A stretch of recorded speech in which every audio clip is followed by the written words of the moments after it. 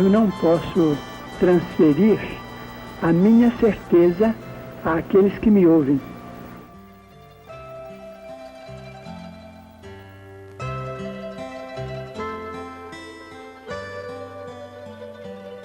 Pedro Leopoldo, cidadezinha do interior de Minas Gerais. Em 1910, nasceu um homem bom e humilde que devotou toda a sua vida a pregar a caridade e fazer o bem. Francisco Cândido Xavier.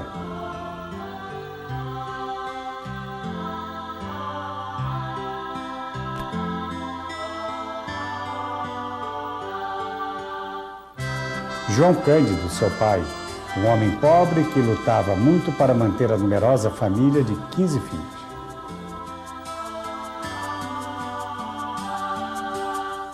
Chico começou a trabalhar aos 8 anos de idade no balcão do armazém de seu Juca.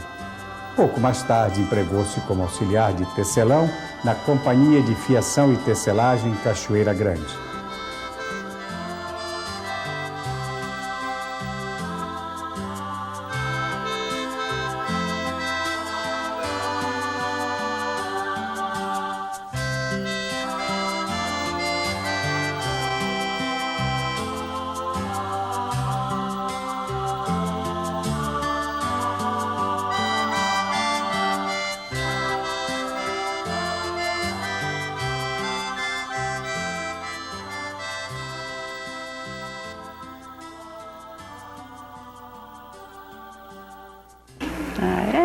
A vida que vivíamos na Rua São Sebastião e que todos os irmãos eram vivos, porque nós éramos 15 irmãos e éramos uma família humilde, mas era uma família alegre, era uma família feliz.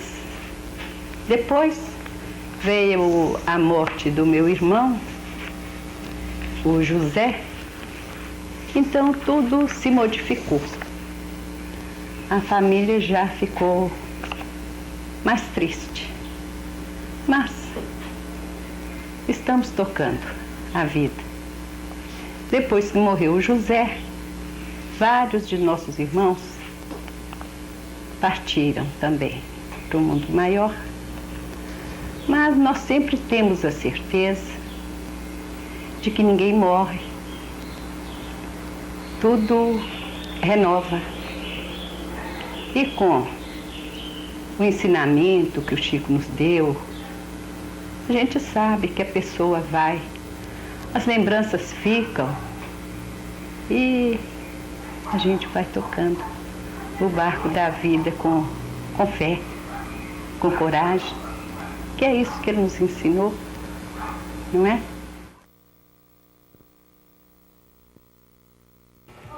A gente teve tanto tempo bom que a gente não sabe explicar. Porque Chico foi bom demais. Ele estava por aquilo que a gente quisesse. Só tinha uma coisa, quando pedia para ele qualquer coisa, a gente sabia. Se ele falasse assim, vocês é quem sabe, não podia fazer. Quando podia, ele falava, pode fazer ou pode sair. Mas se ele falasse, vocês é quem sabe se deve ir. A gente não ia. Mas tudo dele foi bom demais. A casa boa. Uma casa que nunca teve palavrão, nunca teve briga. Então eu acho isso fundamental. Nunca teve uma rusga nessa casa. A gente mora do lado do meu sobrinho, nunca tem os filhos dele, nunca teve uma rusga. Tudo porque ensinamento do Chico.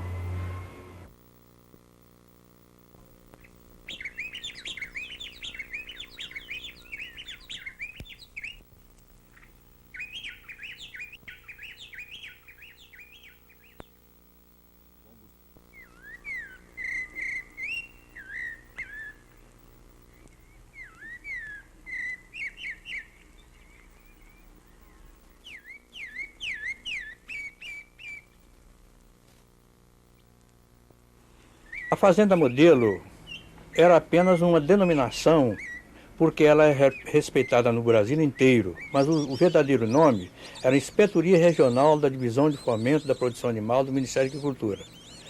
E o trabalho da Fazenda Modelo consistia em criar e recriar animais de puro sangue para serem emprestados aos fazendeiros de Minas Gerais.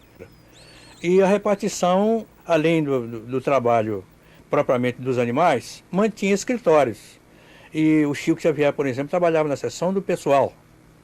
Ele foi para a Fazenda Modelo em 1º de agosto de 1935. Todo o trabalho considerado importante do escritório ficava a cargo do Chico. Os relatórios, as cartas, os ofícios endereçados ao ministro, aos diretores do pessoal, de fomento e de departamento, todos eles eram feitos por Chico. E Chico tinha uma facilidade incrível para redigir e datilografar diretamente esses documentos, sem fazer rascunho. Eu, por exemplo, que fui para lá em 1937, com 15 anos de idade, ficava abismado de ver a capacidade do Chico. Eu trabalhava no outro setor, mas aos poucos o Dr. Romo Joviano, que era o chefe da fazenda, um grande amigo do Chico também, ele me mudou de trabalho 2 vezes, até que eu fui também para a seção do pessoal trabalhar com o Chico. E com ele eu aprendi a trabalhar. E saí para Juiz de Fora, que eu fui nomeado para outro cargo, e só retornei a Pedro Leopoldo em 1958. O Chico continuava trabalhando na fazenda. E continuamos nossa amizade, nosso convívio de trabalho. E em 1960, como eu declarei, eu fiz a aposentadoria dele.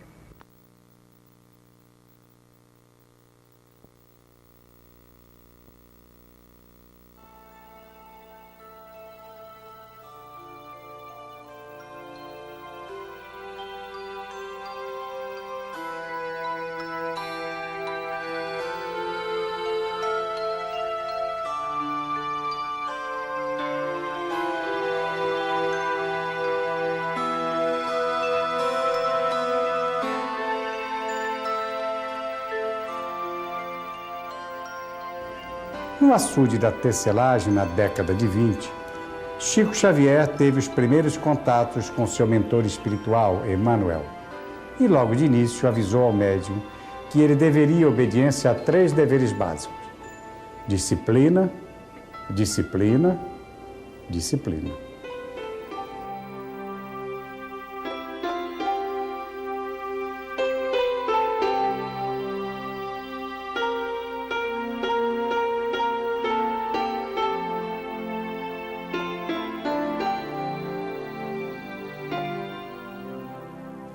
Desde os 5 anos de idade, quando perdi a minha mãe no plano material, eu me sinto em contato com os espíritos desencarnados.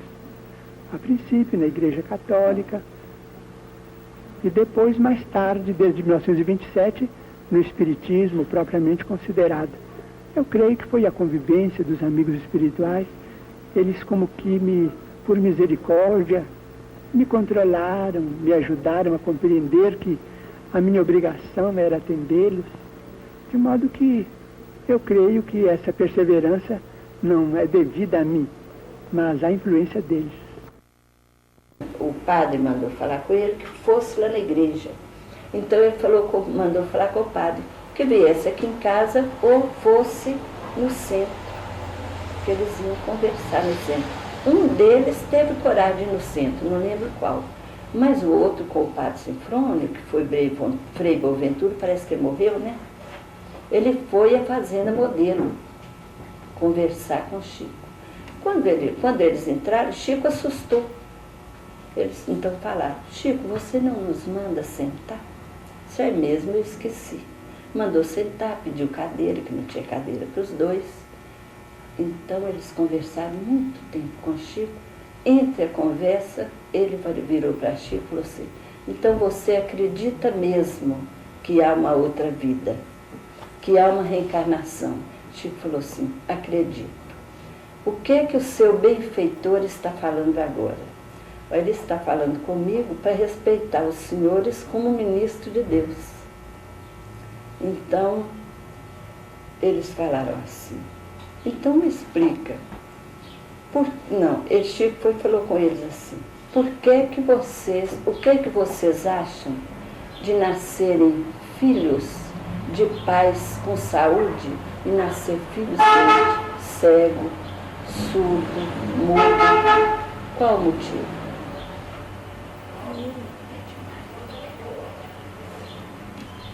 Daí, não.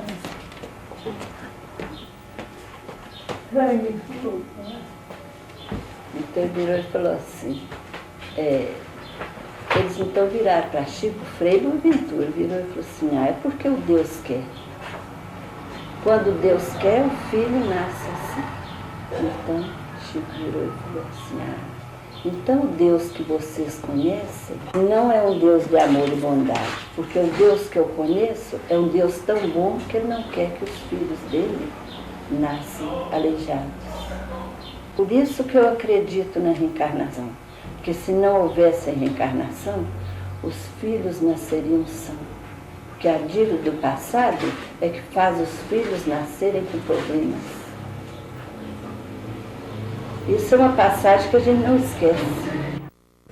Até os 15, 16 anos de idade, eu estive nas práticas católicas e encontrei na pessoa dos sacerdotes grandes amigos. Em 1927, quando me afastei das práticas católicas, me despedi daquele que era particularmente um amigo para mim, o padre Sebastião Scarzelli. Pedi a ele que me abençoasse, que orasse por mim, que pedisse à Nossa Mãe Santíssima que me abençoasse. Ele prometeu que faria isto, porque ele sabia dos meus conflitos interiores, das minhas dificuldades. Então, desde 1927, quando eu abracei a doutrina espírita com o Evangelho de Nosso Senhor Jesus Cristo explicado por Allan Kardec, eu nunca encontrei hostilidade, nem má vontade da parte de sacerdote algum. Todos os nossos amigos católicos também sempre me trataram com muita bondade, com muito carinho, com muito respeito. Eu só tenho que agradecer aos nossos irmãos católicos pela bondade com que eles me trataram e me tratam até hoje. Como o Chico era muito amigo do meu pai, José Albano, meu pai era motorista de praça, né? E conduzia o Chico aí pela periferia. E um dia o Chico foi até o meu quarto. E eu, com uma dor terrível do lado esquerdo do rosto, que estava paralisado, e o Chico sentou na minha cama e me perguntou o que eu tinha. Então eu disse para ele que eu estava com esse problema de paralisia facial. Ele me perguntou qual é o médico que estava me olhando. Eu citei para ele que foi o Dr. José Barbosa, um otorrino de Belo Horizonte. E ele me perguntou qual eram os remédios que eu estava tomando, né? Eu mostrei para ele os remédios e ele me disse, não, os remédios são esses mesmo, o médico está certo. Mas ele colocou a mão na minha testa e disse por 3 vezes que eu ia ficar bom. Uma coisa fantástica, quando ele saiu do meu quarto, a dor desapareceu. E até hoje. E eu continuei o tratamento médico. E quando o meu rosto foi chegando no lugar, a minha boca estava torta, foi chegando. No final do tratamento, quando o médico me deu a alta, né, ele simplesmente disse para mim, alguma coisa além da medicina te curou. Isso foi um fato que aconteceu comigo em janeiro de 1955. Agradeço a Chico.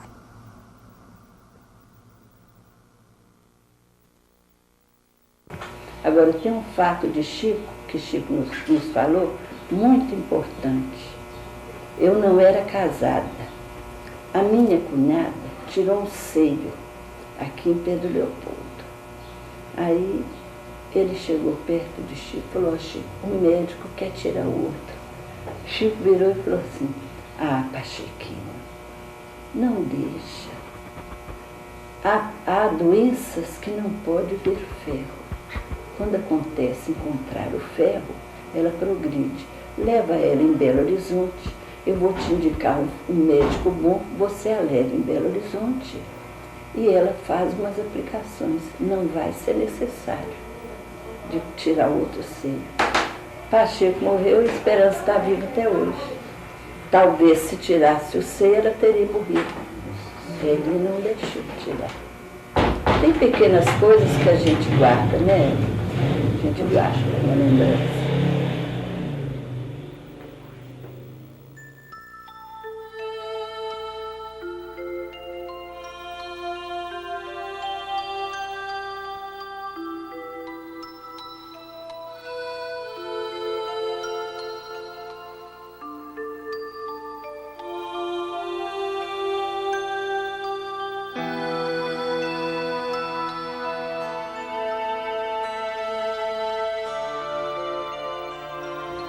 Nesta casa, onde hoje funciona o Centro Espírita Luiz Gonzaga, nasceu o nosso Chico Xavier.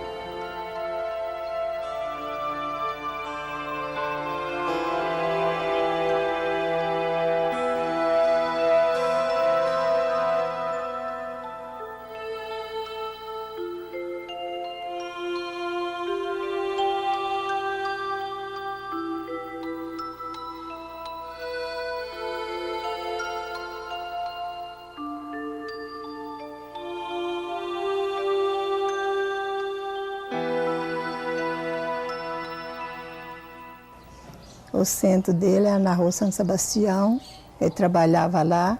Depois é que ele fez esse centro aqui, ficou residindo os dois, lá e aqui, sabe? E nós não morávamos aqui, nós morávamos mesmo aqui no Leopoldo, em outro lugar. E meu marido ingressou, ajudar eles a fazer a peregrinação. O que é que faziam nesta peregrinação há mais ou menos 50 anos passados? Era o pão, era a coberta, era um dinheirinho que o Chico dava no envelope, um docinho que um companheiro dele dava e o saco de pão que todos carregavam. Isto acontecia diariamente ou havia aos sábados, né? Os sábados, sabe? Eles começavam lá perto do centro Bezerra Menezes e fazia a peregrinação, e ia fazendo a pé, sempre uma pessoa de carro, se tivesse uma pessoa que estivesse passando mal, trazia, com chuva, com frio. Socorria pessoas. E vinha, até chegar aqui. E ao final da noite, depois de uma noite de peregrinação, o que o Chico vinha fazer aqui no Meimei? Depois de eu morando aqui, ele já não vinha. Mas antes da senhora morar aqui? Antes, me disseram que ele vinha fotografar o livro dele. Ele psicografava durante a madrugada? A madrugada, hartas noites, para ninguém perturbar. Fechava o portãozinho por dentro, sentia as luzes e vinha para cá tarde da noite. A senhora conversava muito com o Chico Xavier naquela época? Muito. Eu vinha aqui depois da peregrinação, que ia lá e oferecia, agradecia a Deus por aquelas graças de eles poder fazer a peregrinação com os nossos irmãozinhos.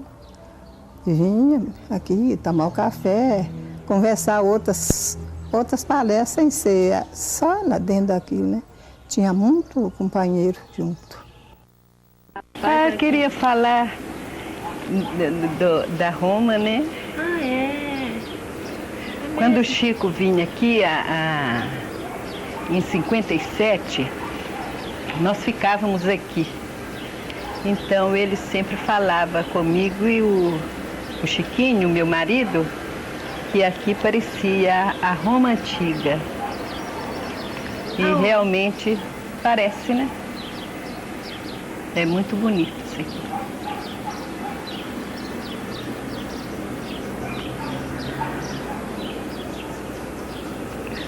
Quando o nosso amigo espiritual Emmanuel começou a escrever o livro há 2000 anos,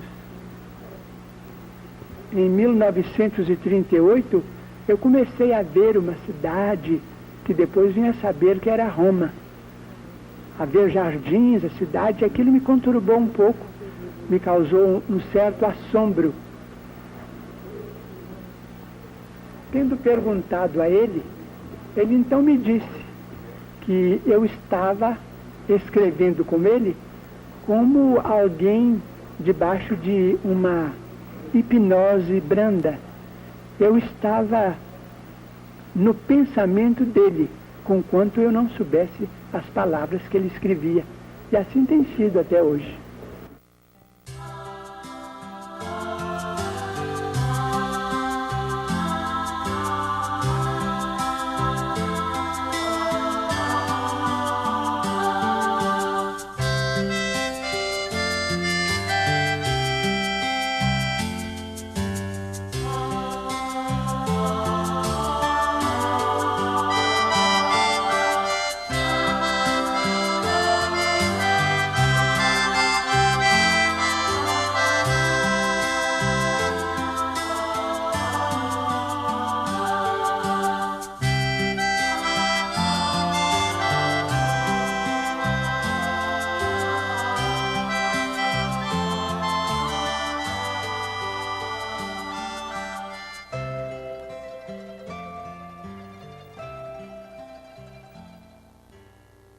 A quem pertencem os direitos autorais dessa dezena de livros psicografados, muitos deles, desde 1932?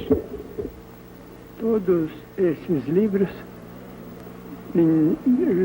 estão com os direitos doados às instituições espíritas do Brasil que os editam. Em maior número, com a Federação Espírita Brasileira, sediada na Guanabara, e na Comunhão Espírita Cristã, aqui sediada em Uberaba. Os direitos autorais pertencem a essas instituições e a outras instituições espíritas que os publicaram.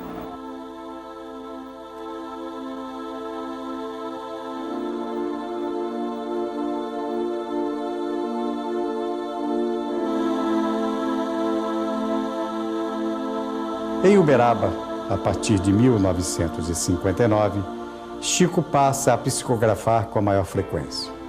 Aumenta o número de entidades espirituais que se valem de sua excepcional mediunidade. São mais de 350 livros psicografados, publicados em diversos idiomas. As tiragens somadas ultrapassam 35 milhões de exemplares. Graças a Deus, nunca entrou em nossas cogitações receber qualquer remuneração pelos livros psicografados que os nossos amigos espirituais consideram como sendo um depósito sagrado. Mas é preciso que eu explique que eu tenho tido uma compensação muito maior do que aquela que pudesse vir ao meu encontro através do dinheiro. É a compensação da amizade.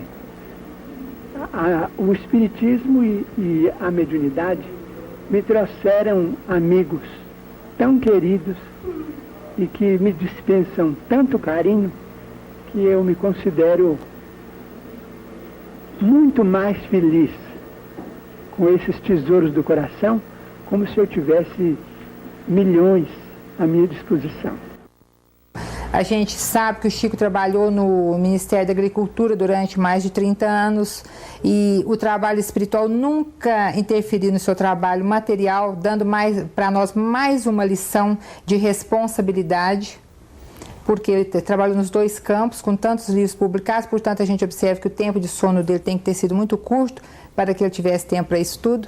Mas o que é mais importante, esses livros estão inicialmente no estado de São Paulo, eles já estão começando a estudar dos livros do Chico, especialmente André Luiz, nas universidades, a parte científica de André Luiz. E através desses outros livros nós temos o Emmanuel, que nós sabemos que é o evangelizador por excelência. Se nós tivemos Paulo de Tarso na antiguidade, levando o conhecimento cristão através de toda a Ásia, toda aquela região, em lombo de burro, canoa, a pé, para que a palavra do Cristo pudesse ser implantada e as casas de oração, as casas cristãs serem iniciadas, nós temos hoje na obra do Chico essa implantação na alma humana. Humberto de Campos, ainda em vida, declarou: "Não sou partidário de nenhuma seita religiosa. Deus, para mim, tem 1000 nomes e eu não sei o lugar em que ele está. Mas não admito a vida sem espiritualidade." Um fato curioso também merece registro. 2 anos antes de sua morte, o escritor, numa incrível premonição do que aconteceria com seu nome, comentou em uma de suas crônicas diárias no Diário Carioca o lançamento do livro Parnaso de Além Túmulo, psicografia. E foi então que escreveu: quero pôr de sobreaviso os poetas vivos contra os perigos que a todos nós ameaça, com a ideia que tiveram os mortos de volta a escrever neste mundo em boa hora abandonado por eles.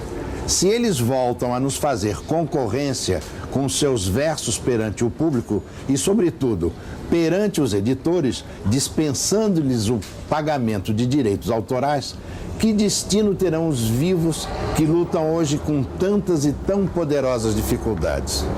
E foi o que aconteceu uns 10 anos após a sua morte. Começaram a aparecer os livros atribuídos ao espírito do meu pai, psicografados por Chico Xavier. A família não teria pensado em nenhuma ação judicial se essas obras fossem impressas em papel de imprensa com o intuito de divulgar a doutrina. Mas elas eram vendidas em brochuras, encadernadas ou até em coleção completa com uma estante de cerejeira. E nós movemos a ação não contra o Chico, que sempre respeitamos pela sua retidão e pobreza, mas contra a Federação Espírita do Rio, que os editava e vendia. Teria sido uma simples reparação de apropriação indébita de um nome, mas o que aconteceu foi que o advogado escolhido por minha mãe não queria ganhar a causa, mas sim a notoriedade. Entrou com uma ação cível na qual pedia ao juiz que intimasse o espírito de meu pai a vir depor em juízo. O resultado foi aquilo que se viu. Mais alguns anos se passaram e a vida foi nos ensinando uma porção de coisas que só o tempo ensina. Inclusive, aquela constatação que se faz quando o materialismo se dilui diante de coisas mais importantes.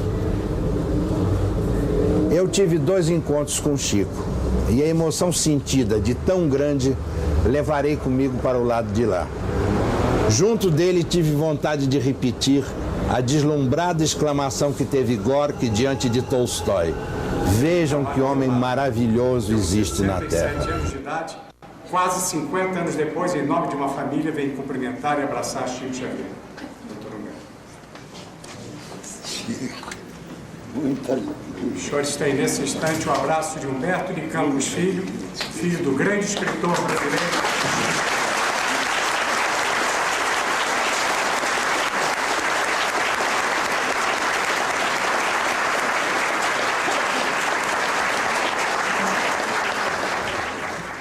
Atendendo à solicitação do nosso amigo Saulo Gomes, e na qualidade de ex-serventuário da Justiça de Goiânia e posteriormente magistrado aposentado, é com muita alegria que eu faço um relatório deste processo em que a prova exuberante do poder da espiritualidade no nosso mundo.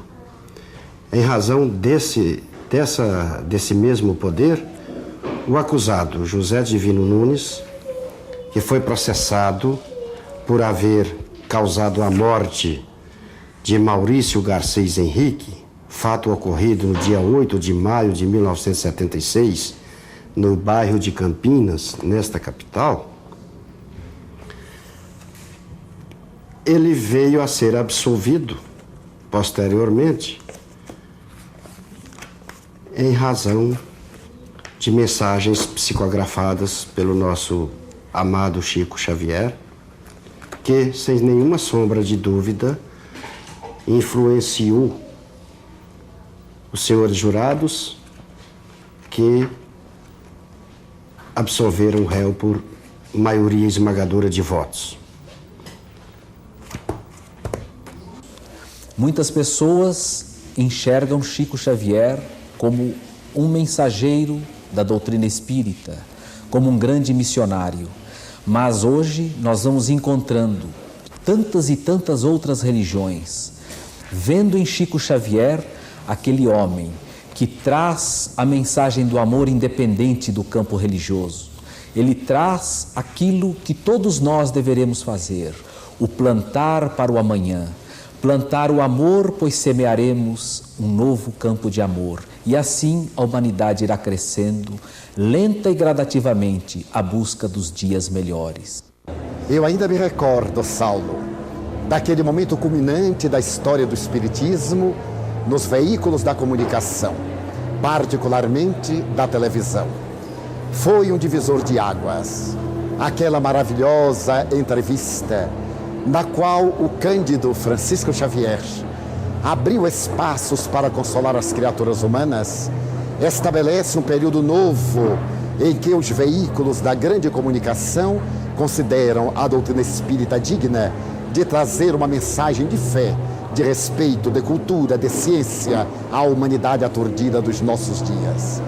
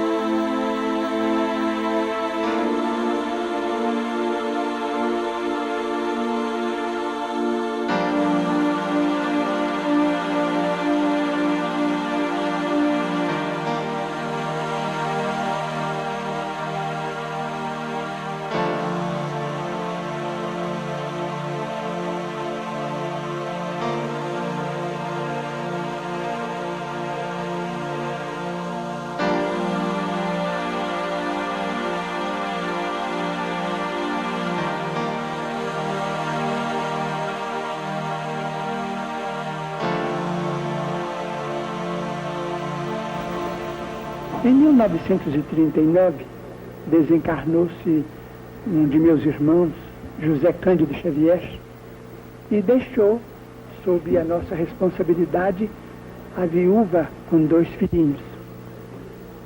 A viúva de meu irmão era uma moça extraordinariamente humilde, extraordinariamente bondosa, e em 1941 ela foi acometida de grave distúrbio mental.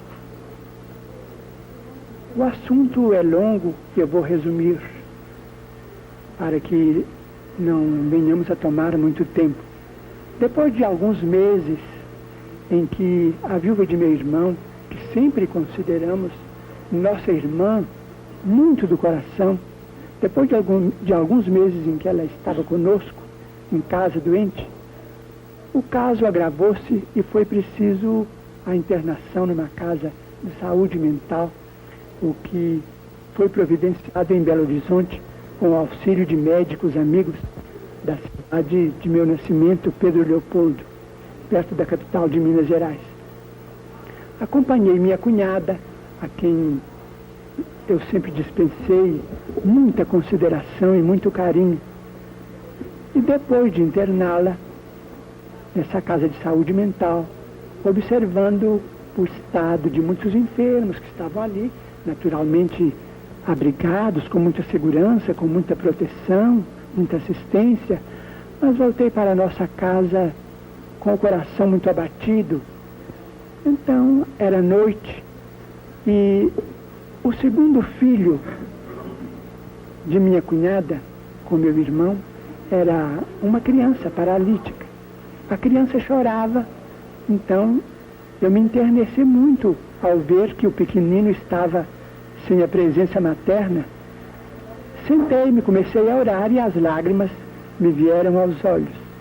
Pensando em meu irmão desencarnado, muito moço ainda, na viúva, tão cedo assim, numa prova tão difícil, e sentindo a minha incapacidade de dar a ela a assistência precisa, senti que a minha emoção era muito grande. Então, achegou-se a mim o espírito de nosso Emmanuel e me perguntou por que é que eu chorava. Então eu disse a ele que naquela hora eu me enternecia muito por ver minha cunhada viúva numa casa de saúde mental, em condições assim precárias. Então ele disse, não, você está chorando por seu orgulho ferido. Vocês aqui têm sido instrumentos para a cura de alguns casos de obsessão, para a melhora de muitos desequilibrados. E quando aprove ao Senhor que a aprovação viesse debaixo do teto de vocês, você está com o coração amargurado, ferido, porque foi obrigado a recorrer à assistência médica, o que é muito natural, e uma casa de saúde mental, um sanatório, um hospício, é uma casa de Deus. Você não deve ficar assim. Então eu disse a ele que concordava com ele, mas que eu pedia a ele, como espírito benfeitor, que trouxesse a minha cunhada de volta ao lar, porque a criança, o segundo filho dela, era paralítico, e aquele choro da criança atestava a falta que o pequenino estava sentindo dela.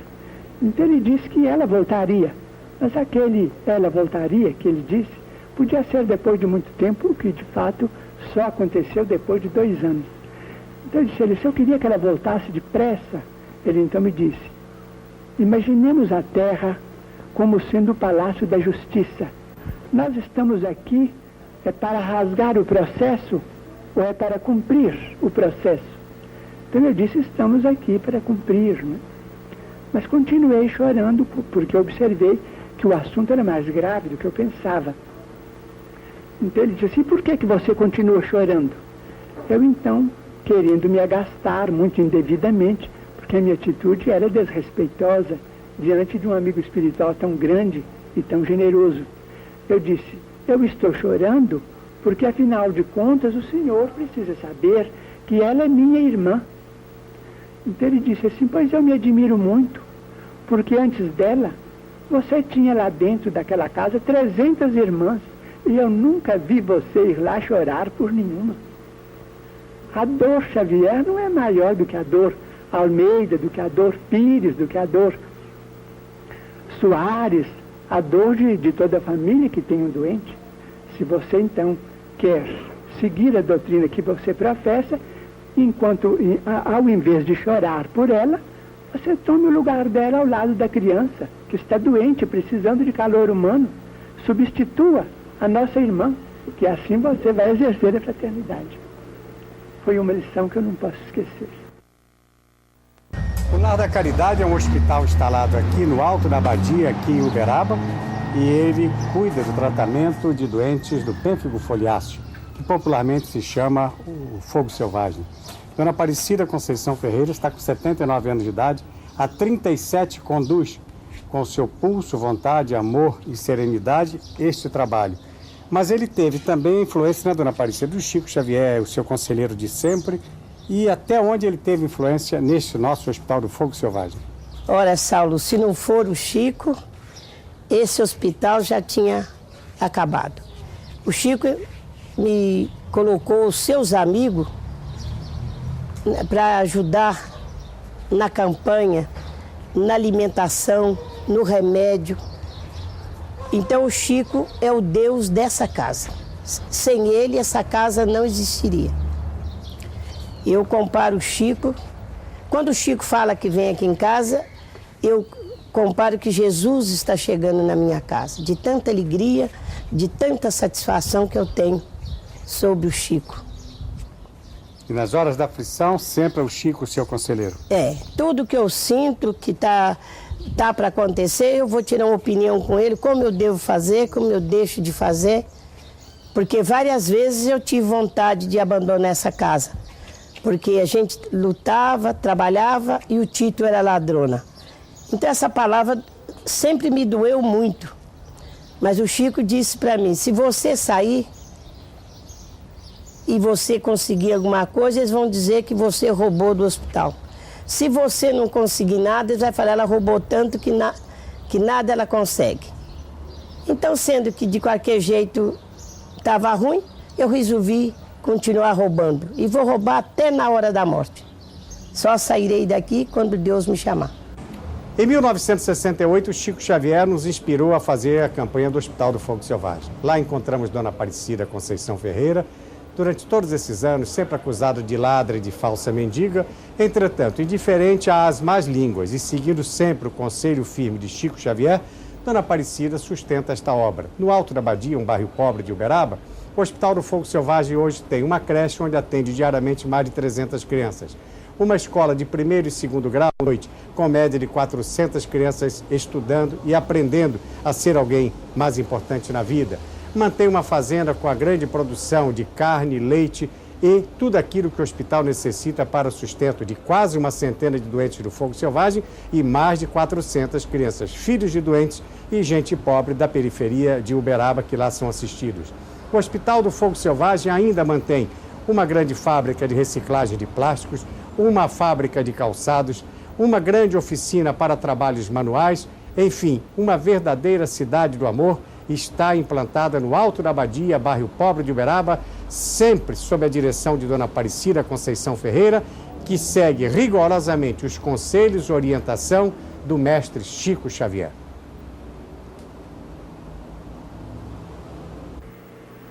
Os avarentos, realmente, vamos dizer, os sovinas, realmente sovinas, são espíritos doentes. Nosso Emmanuel costuma dizer, a criatura que amontoa e amontoa e amontoa os recursos materiais sem nenhum proveito no trabalho, na educação, na beneficência, no socorro em favor dos seus semelhantes, ela está desequilibrada. Essa pessoa que assim procede está doente. E de certo que na próxima reencarnação enfrentará os resultados desse desvio da realidade, porque os espíritos amigos consideram o dinheiro como sendo o sangue da sociedade. Quando nós paralisamos a corrente, a circulação monetária absolutamente em proveito do nosso egoísmo, quando colocamos o dinheiro a um canto, simplesmente sem programa, só para que o dinheiro funcione em proveito dos nossos caprichos, nós estamos operando no organismo social aquilo que nós chamamos de trombose na circulação do sangue. Impedimos a circulação e vamos pagar as consequências do nosso ato impensado. Agora, não podemos de maneira nenhuma, dizem os nossos amigos espirituais, condenar o dinheiro, de modo algum desfigurar a missão do dinheiro a pretexto de que os nossos irmãos abastados estejam em condições de felicidade maiores do que as nossas. Nós devemos compreender os nossos irmãos que desfrutam a riqueza material como administradores dos bens de Deus. E tantos deles, mas tantos deles se fazem nossos benfeitores, criando trabalho, estimulando a caridade, auxiliando a educação, fundando escolas, protegendo crianças desamparadas, salvando enfermos, desprotegidos, de modo que nós precisamos valorizar os nossos companheiros que são portadores da fortuna material, cooperando com eles para que eles possam administrar bem esses recursos, porque eles são profundamente dignos diante do Senhor, como também aqueles companheiros pobres que são mais pobres, vamos dizer assim, porque nós todos somos ricos diante de Deus. Deus nos fez a todos ricos de saúde, ricos de força, de esperança, de fé, e a palavra pobre, ela é um tanto imprópria em nossa conversação. Chico colocou à risca o ensinamento de Jesus, amar o seu próximo como a si mesmo. Chico tem sido para nós um modelo dos mais elevados. Veja bem, o Chico poderia ser um homem rico, com mais de 350 obras, poderia viver uma vida nababesca. Lembro-me que uma das vezes que eu visitei, que ele nos contou que em 1938, a União Soviética estava interessada em 3 cidadãos da América Latina. E uma delas era o Chico, porque eles queriam fazer uma conotação do aspecto social da doutrina espírita acoplar ao aspecto socializante do marxismo. E com a seguinte proposta, eles dariam viagem ida e volta, ficaria 6 meses em Moscou e receberia 500 contos de réis. Para vocês terem uma ideia, Chico tinha 28 anos de idade. Para comprar um chapéu, como ele nos disse, por 5.000 réis, ele fazia em 2 ou 3 prestações. Ele nos disse que, consultando o seu benfeitor, Emmanuel, o que achava dessa viagem, o Emmanuel disse: se você acha que você deve ir, você vai, eu vou ficar por aqui mesmo. É claro que o Chico sem Emmanuel não iria, houve naturalmente a desaprovação do mundo espiritual. E ele disse-me: olha, Theo, durante muito tempo, aqueles 500 contos de réis ficou na minha retentiva espiritual. Veja bem, para se ter uma ideia, naquela época, talvez daria para comprar umas 50 casas populares. Veja o que representa 500 contos. E era um rapaz humilde, interiorano.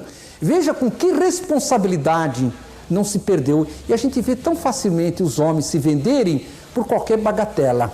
Chico manteve-se fiel ao compromisso que ele assumiu com a espiritualidade maior, sendo realmente um modelo. E são bem poucas as pessoas que no mundo conhecem a estima ou a glória, assim podemos assim dizer. Porque se Chico tem alguns que o invejam, uma verdadeira multidão o tem na conta de um verdadeiro missionário do Senhor. Eu diria para ele que era o maior prazer que eu tinha de poder segurar mesmo na mão dele. Não conversar, não perturbar assim, porque tem pessoa que quer perturbar, quer conversar, quer lembrar de muito passado, quer pedir muita coisa. Eu não. Queria apertar a mão dele e dizer assim: Chico, que prazer, nós estamos perto. O Chico Xavier não conhece, e acho que ele jamais conheceu a palavra não, ou não posso. Não existe não para ele. É uma pessoa que veio ao mundo absolutamente para se doar. Ele está permanentemente se doando. O Chico é uma criatura que não vai morrer. Ele vai se doar tanto que, de repente, nós todos vamos ser um pouco do Chico. Porque toda a sua energia ele vai distribuindo. Ele vai distribuindo de uma maneira igual ao pão de Deus, que se multiplica. Eu me comovo a falar do Chico, porque a bondade do Chico é uma coisa invejável. A doçura da voz do Chico, permanente. Mesmo sem forças, eu não sei, vem de algum lugar uma força maior que faz com que o Chico possa estar em todos os lugares. Você veja quanta coisa semelhante. Deus também está em todos os lugares.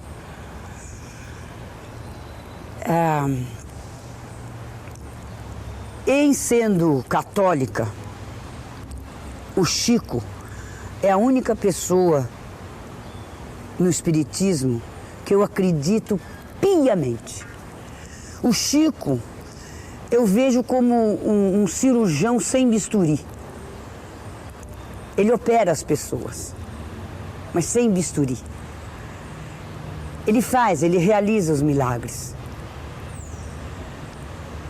Porque ele é o cirurgião da alma.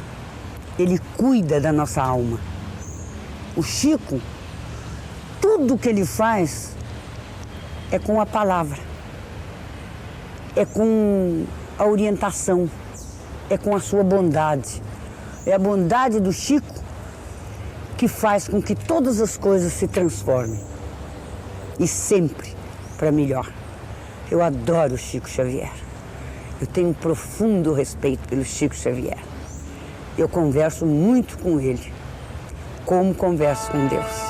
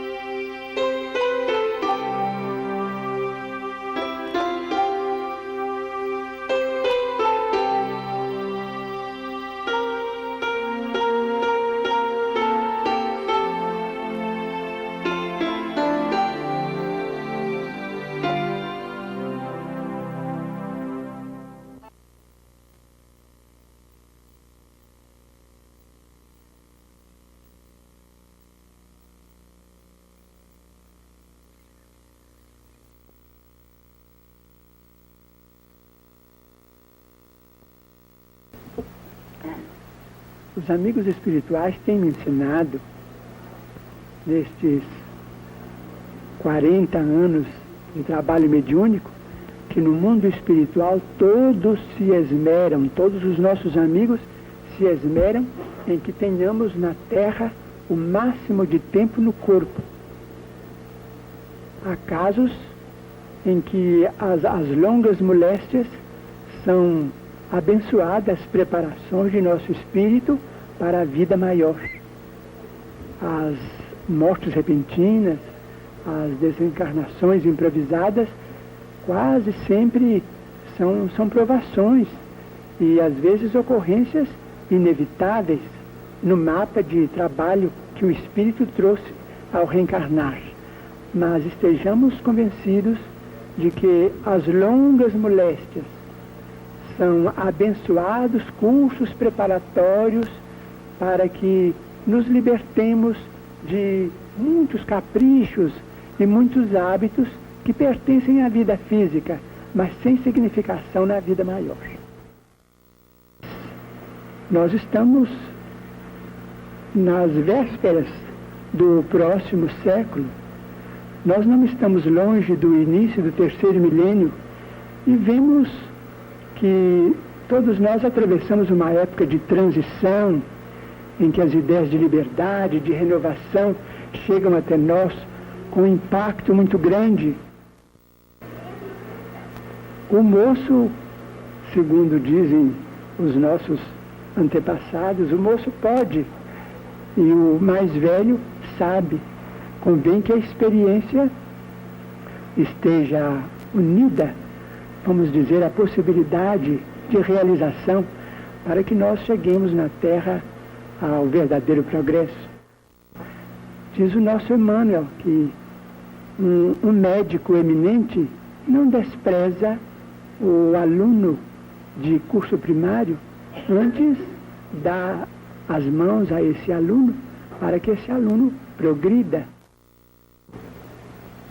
Eu não posso transferir a minha certeza àqueles que me ouvem, mas posso dizer que em 1943, quando o espírito de André Luiz começou a escrever por nosso intermédio, eu senti grande estranheza no que ele ditava e escrevia. Então, certa noite, tomadas as providências necessárias, segundo a orientação de Emmanuel, o próprio Emmanuel e André Luiz me levaram a determinada parte, a determinado bairro da cidade de nosso lar. Posso dizer que eu fui em desdobramento espiritual na chamada zona hospitalar da cidade. De modo que foi para mim uma excursão espiritual inesquecível, como se eu desfrutasse os favores de um espírito liberto. Mas eu preciso explicar aos telespectadores amigos que eu fui em função de serviço. Naturalmente, assim como um animal, no tempo em que não tínhamos automóvel, locomotiva ou avião, um animal que servia a professores para determinados tipos de viagem. De modo que vi muita coisa maravilhosa, sem compreender tudo, ou entendendo muito pouco, porque eu fui em função de serviço, mas não por mérito, mas fui. Auxiliarás por amor.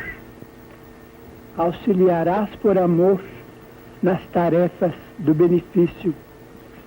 Não te deixarás seduzir pelo verbo fascinante dos que manejam o ouro da palavra para incrementar a violência em nome da liberdade e dos que te induzam a crer seja a vida um fardo de desenganos. Adotarás a disciplina por norma de ação na orientação do bem, elevando o nível da existência e sublimando as circunstâncias. De muitos ouvirás que não adianta sofrer em proveito dos outros e nem semear para sustento da ingratidão. Entretanto, recordarás os benfeitores anônimos que te amaciaram o caminho, apagando-se tantas vezes para que pudesses brilhar. Rememorarás a infância no refúgio doméstico e perceberás que te ergueste acima de tudo da bondade com que te agasalharam no coração. Não conseguiste a ternura materna com recursos amoedados. Não remuneraste a teu pai pelo teto em que te guardou a meninice. Não compraste a afeição dos que te equilibraram os passos primeiros, e nem pagaste o carinho daqueles que te alçaram o pensamento à luz da oração, ensinando-te a pronunciar o nome de Deus. Reflete nas raízes de amor com que o Todo Misericordioso nos plasmou os alicerces da vida e colabora onde estejas para que o bem se erija por sustentáculo de todos. Enxergarás nos que te rodeiam irmãos autênticos diante da providência divina. Ajudarás aos menos bons para que se tornem bons e auxiliarás aos bons a fim de que se façam melhores. Se a perturbação te dificulta o caminho, serve sem alarde e a trilha de libertação se te abrirá, propiciando-te acesso à frente. Se ofensas te apedrejam, escuda-te no dever bem cumprido e serve sempre na certeza de que a bondade, com a força do tempo, é a mola natural de todos os reajustes. Muitos mandam, exigem, dispõem ou discutem. Serás aquele que serve, o samaritano da bênção, o entendimento dos incompreendidos, a luz dos que se debatem nas sombras, a coragem dos tristes e o apoio dos que se afligem na retaguarda. E ainda quando te vejas absolutamente a sós no ministério do bem, serás fiel à obrigação de servir, lembrando-te de que certo dia um anjo na forma de um homem escalou um monte árido em supremo abandono, carregando a cruz do próprio sacrifício, mas porque servia e servia, perdoando e perdoando, fez-se nas trevas da morte o sol das nações, em perenidade de luz e de amor para o mundo inteiro. Emmanuel.